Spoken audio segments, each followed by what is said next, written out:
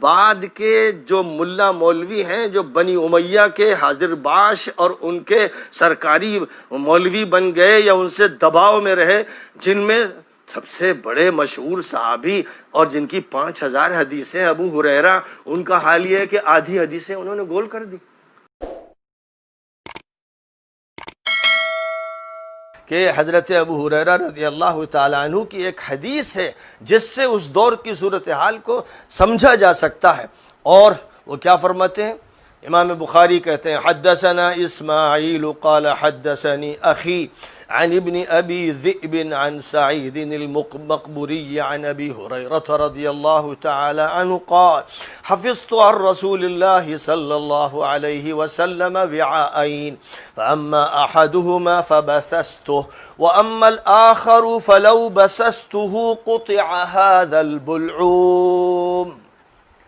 امام بخاری رحمہ اللہ یہ روایت نقل کر رہے ہیں اپنے استاد حضرت اسماعیل سے، اور وہ اس روایت کو اپنے بھائی سے نقل کر رہے ہیں، وہ ابن ابی ذئب سے، وہ سعید المقبری سے، وہ حضرت ابو ہریرہ سے، اور حضرت ابو ہریرہ رضی اللہ تعالی عنہ یہ فرماتے ہیں کہ نبی پاک علیہ السلام سے علم کے 2 خزانے میں نے لیے، ایک خزانہ میں نے پھیلا دیا، عام کر دیا، بتا دیا، اور ایک خزانہ وہ ہے کہ اگر میں اس کو پھیلا دوں، نشر و اشاعت کروں تو میری گردن کاٹ دی جائے گی۔ اب اس کے بعد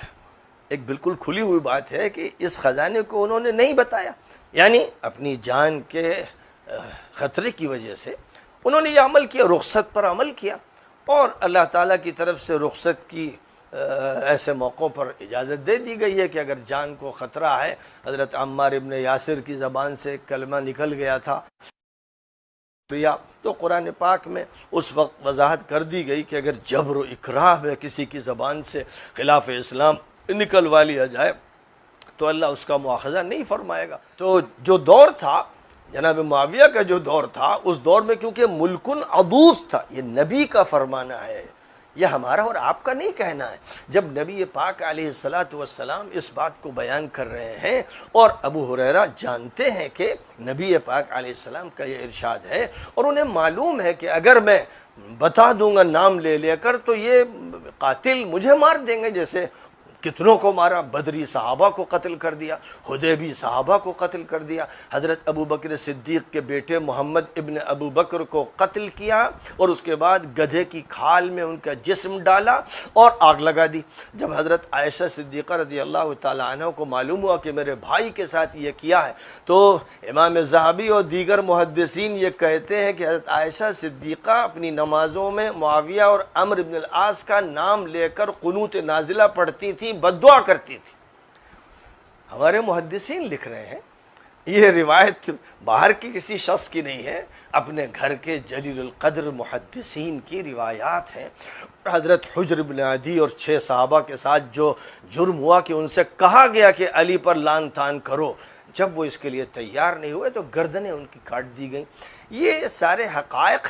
ظاہر ہے کہ ہمارے ائمہ محدثین نے بیان کیے ہیں، یہ محدثین کے بیانات ہیں جو نقل کیے گئے ہیں۔ تو بہرحال اب میں نے جب یہ بات کہی تو میں نے ایک بات ساتھ ساتھ یہ کہی کہ جو لوگ سرکاری اور درباری مولوی تھے، یعنی جن کو لگا دیا گیا تھا کہ وہ جمعے کے خطبوں میں حضرت علی پر لعن طعن کریں، وہ کرتے تھے شام کی ہر مسجد میں، اور جہاں جہاں پر غلبہ تھا، ملک عدود کا جہاں غلبہ تھا، وہاں حضرت علی پر سب و شتم ہوتا تھا، یہاں تک کہ مسجد نبوی میں مروان حضرت علی پر لعن طعن کرتا تھا۔ یہ بات ثابت ہے، اتنے قوی دلائل سے ثابت ہے کہ جن کا اگر انکار کر دیا جائے تو اس کا مطلب یہ کہ نہ اب حضرت ابو بکر کی سیرت باقی رہ جائے گی، نہ حضرت عمر کی رہ جائے گی، کیونکہ جو بھی سیرتیں ہیں حضرت عثمان کی، حضرت عمر کی، حضرت علی کی، وہ انہی کتابوں کی رہین منت ہے، انہی کتابوں سے تو ہم ان کی سیرت کا خاکہ بناتے ہیں۔ اور جب یہ کتابیں ان حقیقتوں کو بیان کرتی ہیں جن سے ناسبی چڑھتے ہیں، بدکتے ہیں، تو اس وقت یہ حدیثیں، یہی روایتیں اور کتابیں غیر معتبر ہو جاتی ہیں۔ اس لیے میں چھیڑتا ہی نہیں، تاریخ کی کتابوں کو میں چھیڑتا ہی نہیں۔ میں تو جب بھی بات کرتا ہوں تو کوشش کرتا ہوں کہ بخاری اور مسلم کی روایات ہوں، یا کم از کم یہ کہ صحیح سند روایات ہوں، ان کو پیش کرتا ہوں۔ تو اب میں جب ان کو پیش کرتا ہوں، ہو سکتا ہے کہ آپ کو غلط فہمی ہوئی ہو کہ بھائی میں نے حضرت ابو ہریرہ کو سرکاری مولوی کہہ دیا. ہرگز نہیں، بالکل غلط ہے، یہ ایک جھوٹ ہے، فریب ہے، دھوکہ ہے. ہم نے ان کو سرکاری مولوی کہا کہ جو ان کا ساتھ دے رہے تھے، جو ان کی دہشت اور خوف میں نہیں تھے، ساتھ دے رہے تھے اور حضرت علی پر لعن طعن کر رہے تھے، اور جو باغیوں کے ساتھ کھڑے ہوئے تھے وہ سرکاری مولوی تھے، اس میں کوئی شک و شبہ نہیں. وہ ناصبی تھے. حضرت ابو ہریرہ ناصبی نہیں تھے. حضرت ابو ہریرہ کا دل حضرت حسن، حضرت حسین، حضرت علی کی محبت سے بھرا ہوا تھا. اس سب کے باوجود حضرت ابو ہریرہ پر اتنا ڈر تھا جس کو وہ خود بول رہے ہیں. اب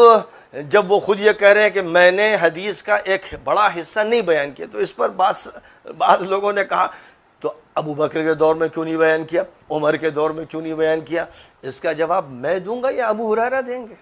یہ تو اللہ میاں اگر ان سے قیامت میں پوچھیں گے تو وہ جواب دیں گے. اور دنیا میں کوئی عدالت ہوتی ہے، ان سے پوچھا جاتا کہ آپ نے ان کے دور میں وہ حدیثیں کیوں نہیں بیان کر دی. ارے بھائی، جس دور سے متعلق حدیثیں ہوتی ہیں اس دور میں بیان کی جاتی ہیں. تو جس دور میں بیان کرنے کا موقع آیا، جن لوگوں کے بارے میں تھی، جب ان کا مشاہدہ ہوا، ابو ہریرہ کو یہ تو نہیں معلوم تھا کہ میں کب تک جیوں گا، کب تک نہیں جیوں گا. اس لیے اس دور میں جب انہوں نے حدیثیں بیان کرنا چاہیں، دل میں جذبہ آتا تھا، لیکن تلوار نظر آتی تھی، اور وہ خود کہہ رہے ہیں کہ میری گردن کاٹ دی جائے گی. اب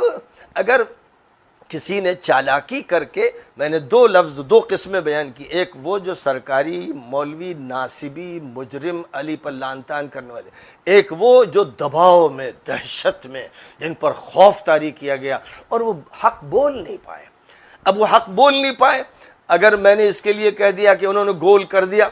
تو ظاہر ہے کہ اگر کوئی لفظ میرا غلط ہے تو اس کو جو ہے دبا دو، کچل دو، مٹا دو. ظاہر ہے کہ اچھوں کی زبان سے کوئی لفظ ایسا بھی نکل سکتا ہے جو قابل قبول نہ ہو یا پسند نہ کیا جائے، یہ سمجھا جا رہا ہو کہ اس میں ادب کے خلاف، تو کوئی مسئلہ نہیں. میرا کسی لفظ پر اصرار نہیں ہے، میرا صرف حدیث پر اصرار ہے.